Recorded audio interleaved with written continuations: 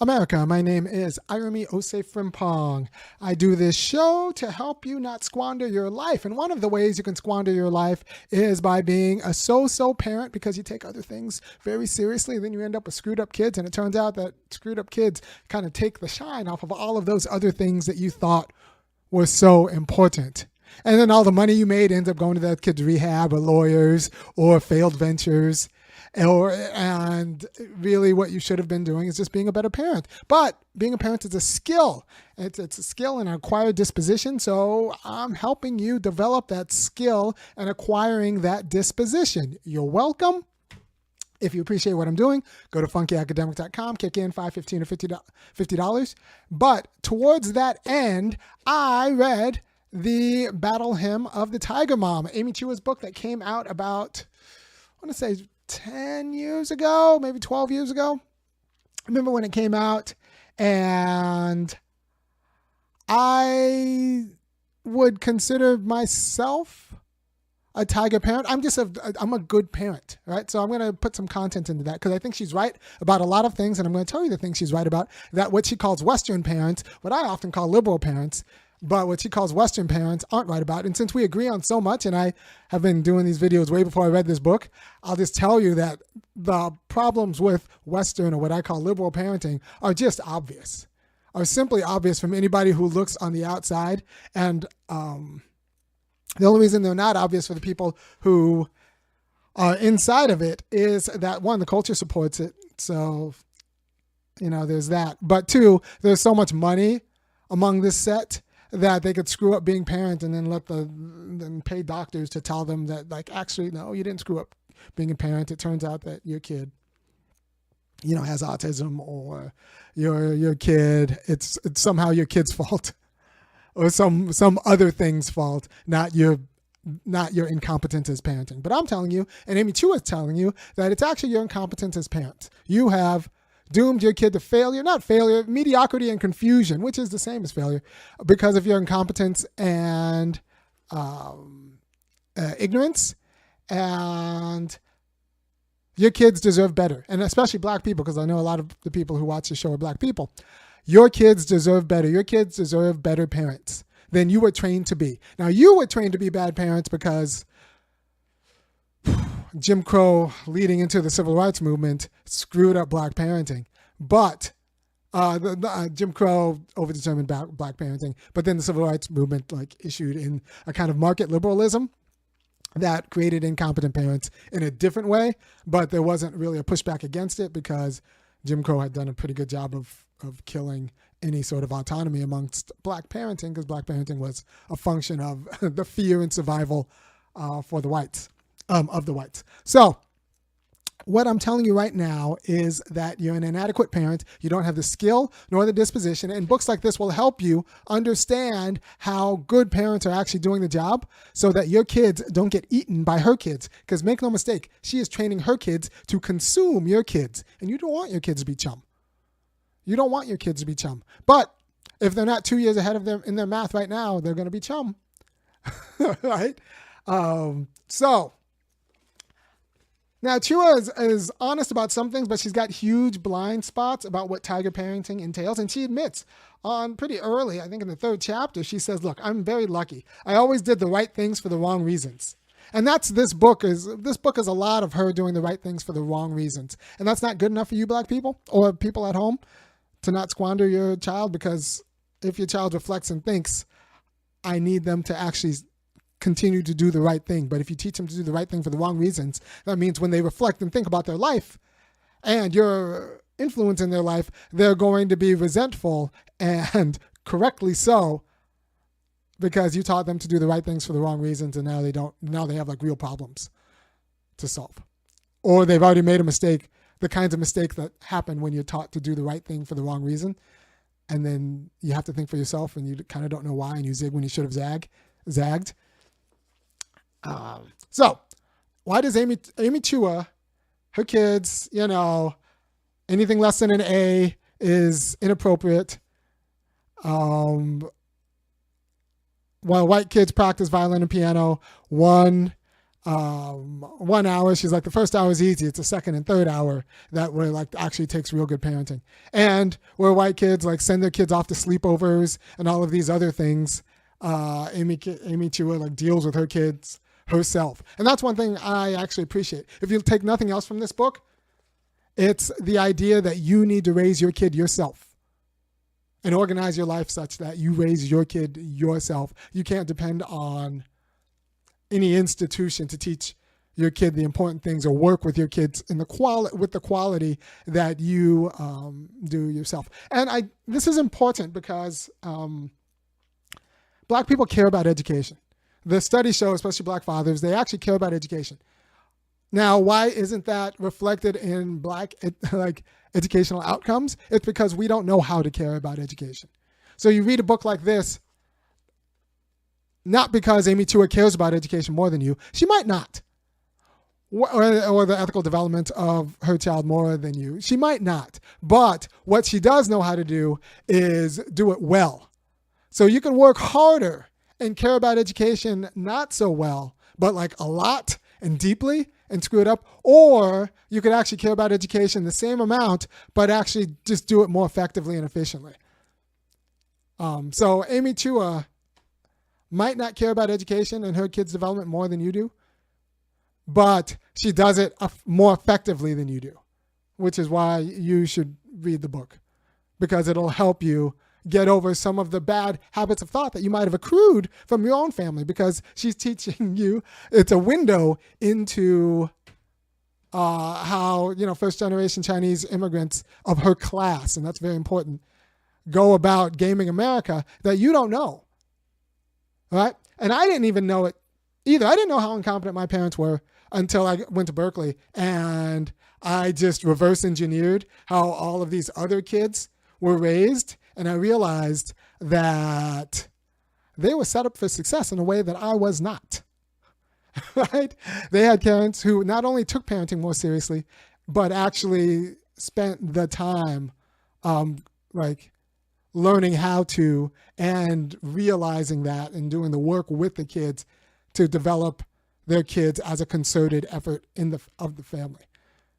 And with that personal direct attention, not just making money and then hoping the institution does the work.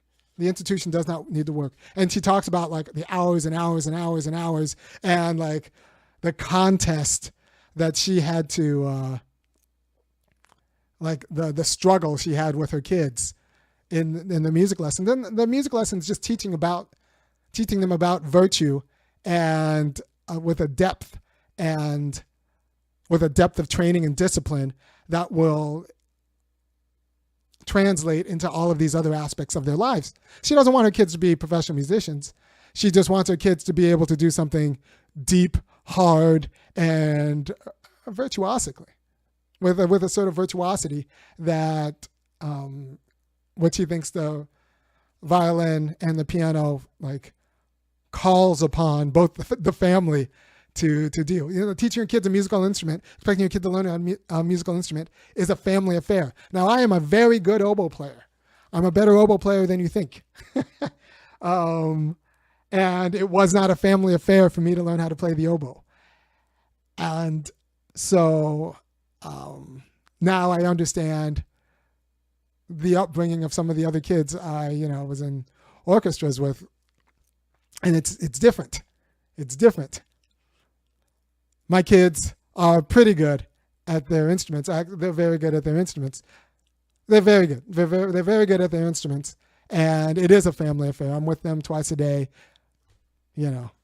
working with them. And that's one of the reasons why they're so good.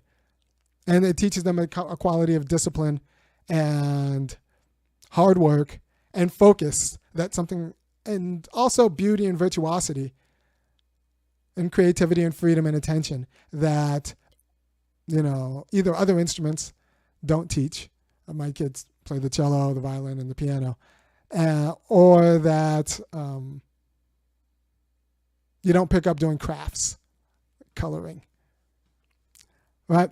Now, Chua's against sports. I'm a fan of sports because I think there's a kind of depth in the technique and the concern that goes into sports, but I also intellectualize sports. Like my kids play soccer and they even do running, distance running, with a quality of intellectual engagement that maybe not other people put in the sports. But I think she gives sports short shrift with respect to the quality of intellectual engagement that it can call for. So I see her argument about music, but kids only have so many things they can do where they actually get to exercise a quality of agency through skill and discretion that I see in sports. So I'm for my kids teaching sports. But like music, I don't just sign them up for teams. I work with them. We work technique a lot. So my kids are pretty good about in both running and soccer.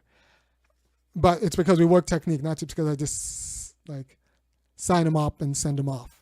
That's a way to prepare food for other people.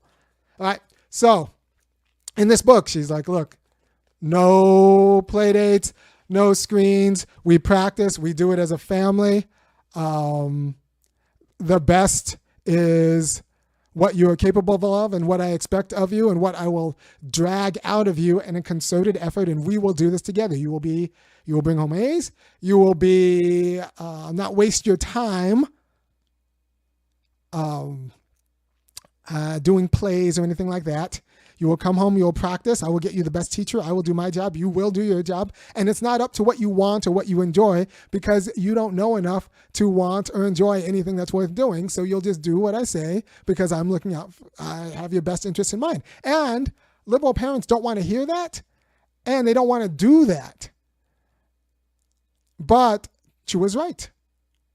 She was right. And she even makes a few jokes about if the world knew about what she really did with her kids, they might call Child Protective Services. But she's still right, so she's going to keep doing what she's doing.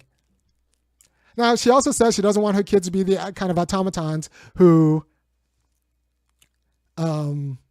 jump and kill themselves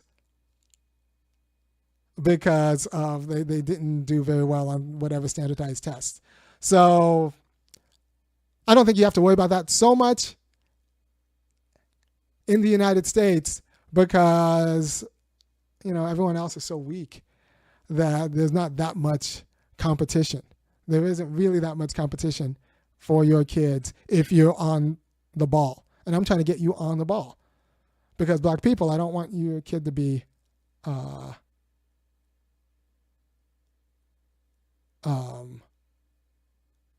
I don't want your kid to be food, right? So what Chua fails to do is, since she does the right thing for the wrong reason, she doesn't actually understand the morality that's important to freedom, right? The quality of autonomy that's important to freedom. So she'll train her kids, and she will become herself a very efficient functionary,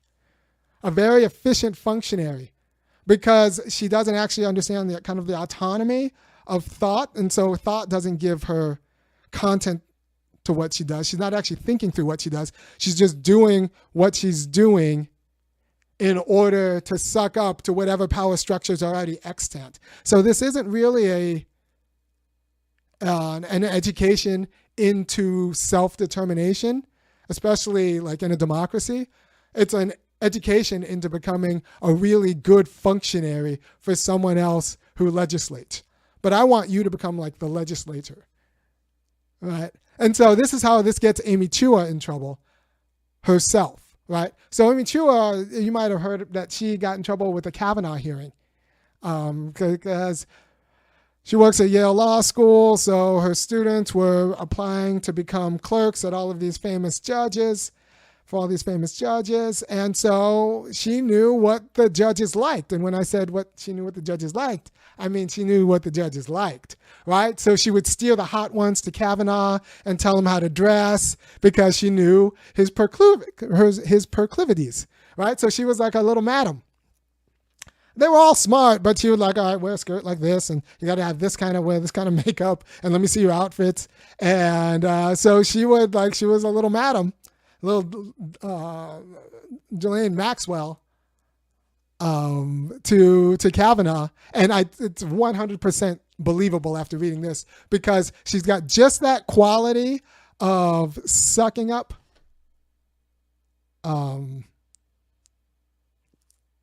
Just that quality of sucking up without the autonomy that she was like, all right, this is the power structure. I'm going to teach my kids how to win in this power structure without actually interrogating the justness of the power structure. She's like a very good functionary of whatever extant order is around. So she's not going to actually teach the quality of critique to criticize Kavanaugh. She would rather teach her kids how to suck up to Kavanaugh's kinks so that they win and get the job with, at the time, the federal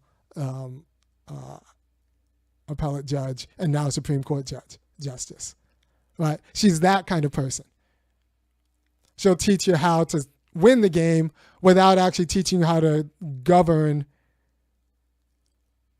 the game with respect to what's right, because I don't think there's no real depth of understanding in her book about how right can be determined autonomously through conceptual content. You don't just have to accept the rules as they're given to you. You can actually reflect on the rules themselves and see if they make sense. But, that's not what she does. What she does is teach kids how to win within the given rules. And that's a problem. That's a problem. And, it's going to be a problem for when we watch these kinds of kids. They're going to become anti-progressive and they're going to become authoritarian. And they're going to support authoritarian governance insofar as it's just going to make sense to them because they're not going to have the moral imagination. It's funny. In this book, she says she named her first kid Sophia because Sophia is English for wisdom. And I think that's her level of insight, right? Sophia is actually Greek. Sophia is Greek, but it's Greek for wisdom. So you want your kid to be smart and wise, and you want your kid to be American in a way, but you don't really understand the underpinnings of America. She's one of these people who probably thinks that the founding fathers, and I think I say this because I remember reading in the book, she talks about the founding fathers actually making America a certain sort of nation and not the civil rights movement. Because before the Civil War and the civil rights movement, America was not a nation of laws. It was a nation of white feelings. But she's okay with that because white feelings under the law is something that she thinks she can game and teach her kids to game, and that is winning and success in America. It's a very kind of shallow understanding of success that's complicated and compromised, kind of a timocracy. If you know Plato's Republic, Book 7 of the Republic, timocracy is kind of a rule of honor. It's not so much like a rule of money. It's more than that, but it's not quite the rule of wisdom, or ironically, Sophia. So she is kind of honor bound and tradition bound, and honor bound in a way that closes her off from actually making free kids who are both astute and actually can exercise a quality of governing agency so that they would be good colleagues for governance. I don't want Amy Chua to be a senator of anything. I don't want her to be a legislator of anything. Maybe an executive. Well, she executes someone else's vision, but I don't want her to be the person in charge of actually designing an institution of justice or freedom. That's not where her chops reside. But I need your kids to be more competent and not be eaten by her kids. So I need you to read this book so that just kind of understand what it means to struggle with your kid, and that's part of the calling. That is the job. If they're not crying, they're not learning.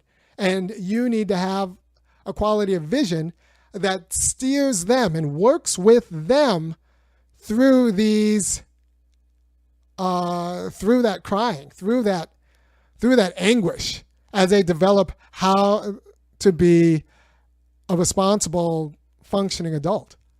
You need to who can win and compete, but I also want them to be able to govern, which means they need a kind of moral sense that's not just slavishly attached to whatever standards happen to be.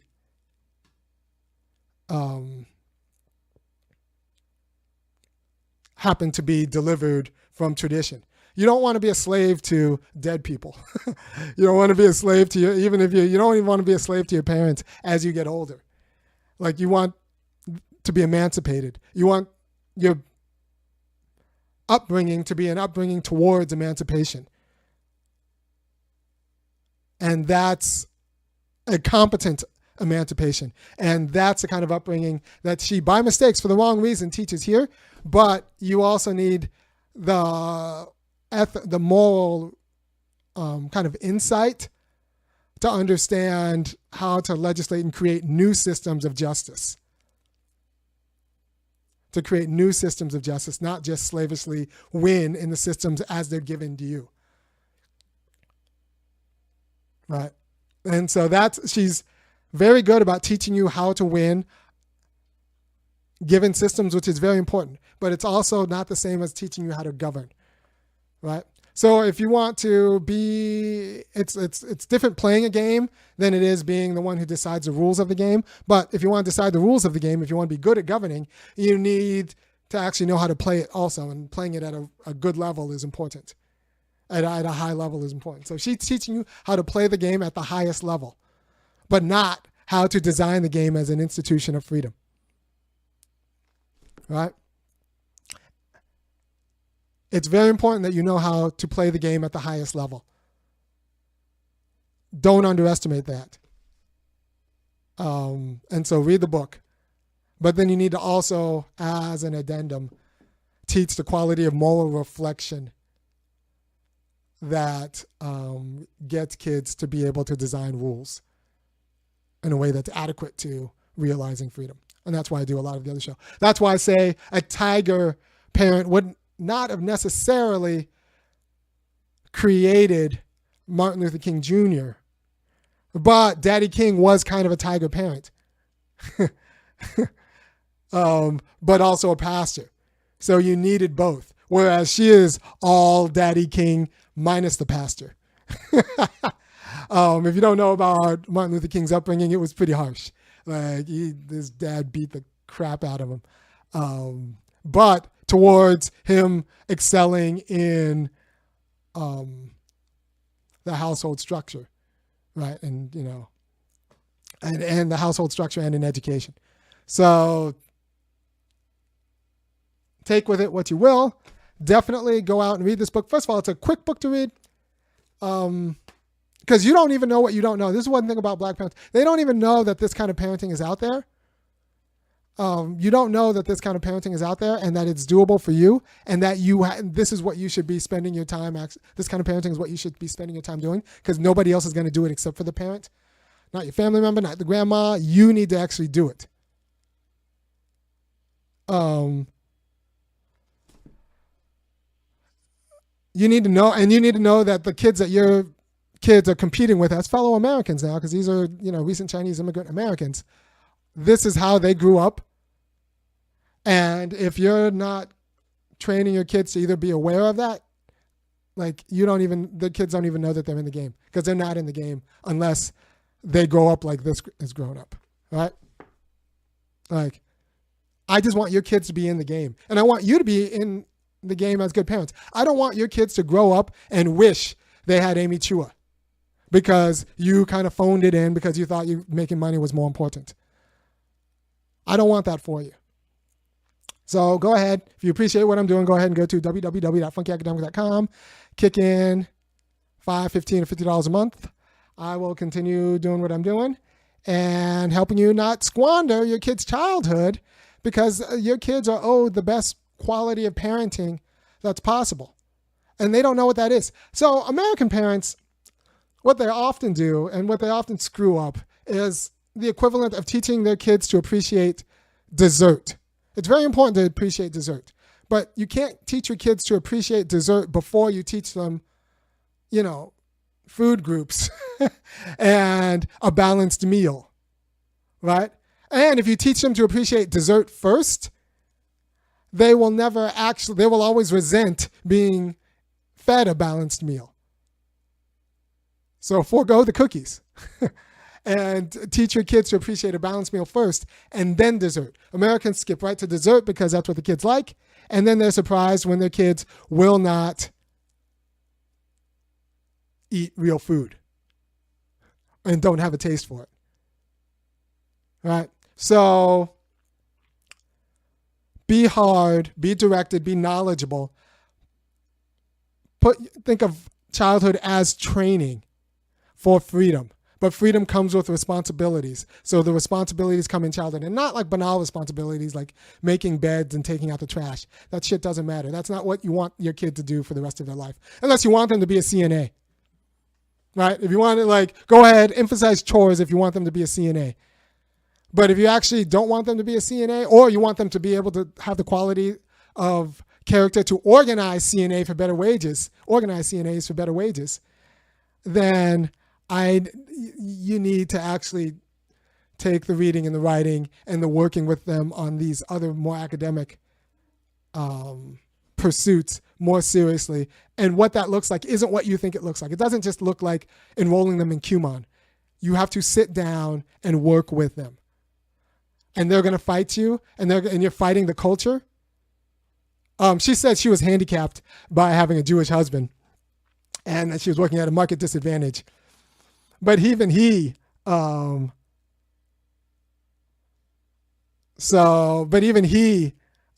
of agreed with her. He just couldn't have a positive program the way she could. This is her kind of distillation of their dynamic. But I'm going to take my kids to a Passover Seder so that they could so that they can experience a Haggadah, because it's a quality of cultural questioning that unless you've actually been in, you don't understand what that means to mix spirituality and intellectual kind of engagement in such a way. So I'm going to take my kids to a Haggadah, because that's not something they get in a Protestant church. I mean, not a Haggadah, a Passover Seder. And they're going to actually just see that as a way to be. This is a window into as a way to be that you don't know of, but other kids do. And if they do that and you do, what you know, they win, especially now in this nation of laws. So you need to know better parenting than you were exposed to. You need to know better spiritual practices than you were exposed to. And ones that mixed kind of virtuosity and depth and meaning with hard work and discipline in a way that you might not have been exposed to. And it needs to come from the family level. So read the book, go to a Passover Seder, and then make your own decisions. But don't make your own decisions without reading the book and going over to a Passover Seder, just assuming that you turned out fine so your kids will. No, this is going to be a different world. And it's especially going to be a different world as the Trump people take over, right? This is going to be a much less forgiving world for black children. But you can train them in order to compete and progress if you do it. If you leave it up to institutions, well, they'll just be food. In the same way that liberals screw up their kids. And I don't want them to be food. So read the book, go to a Passover Seder, and then make your own decisions about the cultural influences you want for your kids. And what it means that even if you don't want this for your kids, this is what other people's kids are getting. And your kids are going to be in competition with those kids. So you cannot be indifferent to the tiger parents out there. Because my kid will eat yours. And I don't necessarily want that. I want your kids to be colleagues with my kids. And so we can make a better world. So go ahead and go to www.funkyacademic.com, and I will talk to you next week about something else.